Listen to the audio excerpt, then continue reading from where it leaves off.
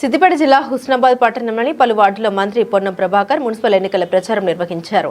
ప్రభుత్వ సంక్షేమ పథకాలు, అభివృద్ధి కార్యక్రమాలు వివరిస్తూ కాంగ్రెస్ పార్టీ అభ్యర్థుల్ని గెలిపించాలని ఓటర్లకు విజ్ఞప్తి చేశారు. ఈ సందర్భంగా వారు మాట్లాడుతూ హుస్నాబాద్ ఊరు ముఖం తెలవని కొంతమంది బీఆర్ఎస్ నాయకులు ఇక్కడికి వచ్చి మాట్లాడుతున్నారని ఎద్దేవా చేశారు.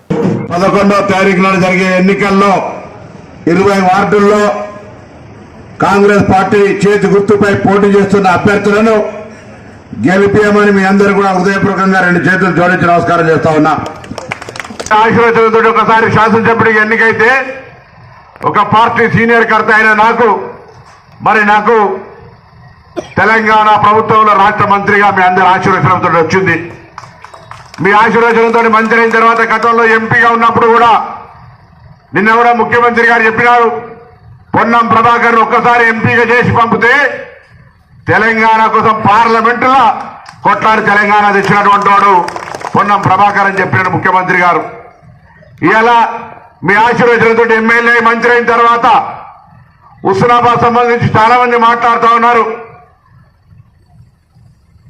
ఈ ఊరు తెలివినోడు వచ్చి మాట్లాడుతూ ఉండు, ఈ ముఖం తెలివినోడు వచ్చి మాట్లాడుతూ ఉండు. ఆడు నిన్న ఎందుకంటే నేను ఒక గౌరవ శాసనసభ్యుని మంత్రిని, ఆ అనేటువంటి వాడు ఎన్నికలు ఎన్నడూ గెలవలే, నన్ను రారాపోరా కొడుతుండే ఒక అహంకారంతో బిడ్డ చెప్పినా ఇక్కడికి వస్తే గౌరవంగా వదిలిపెడుతున్నా, లేకపోతే పొలిమేర కూడా దాటని అని చెప్పిన నన్ను మర్యాదనే కదా. నువ్వు చర్చ చేయదలుచుకుంటే హుస్నాబాద్ అభివృద్ధి మీద పొన్నం ప్రభాకర్ ఎమ్మెల్యే అయినాక 2 ఏళ్లలో ఏం చేసిండు, నీ శాసనసభ్యుడు ఏం చేసిండో చర్చ చేద్దాం మొత్తం నియోజకవర్గం మీద.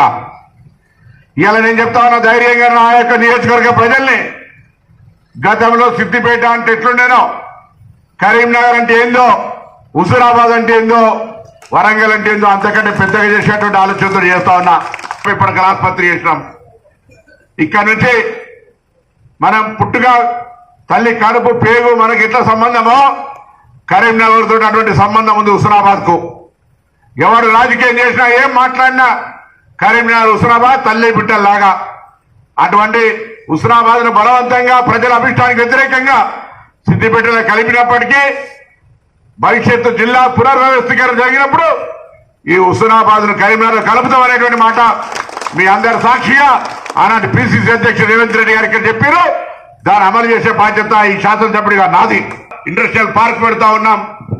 గౌరవెల్లి ప్రాజెక్టు కాలువల ద్వారా నీళ్లు ఇవ్వకపోతే వచ్చే ఎమ్మెల్యే ఎన్నికల్లో ఓటు అడగా అని చెప్పే ధైర్యం నాకుంది. 10 ఏళ్ళ కృషి చేసుకొని కడతామన్నాను, ఎందుకు కట్టలేదు జవాబు చెప్పాల్సిన అవసరం ఉంది. అందుకే ఈరోజు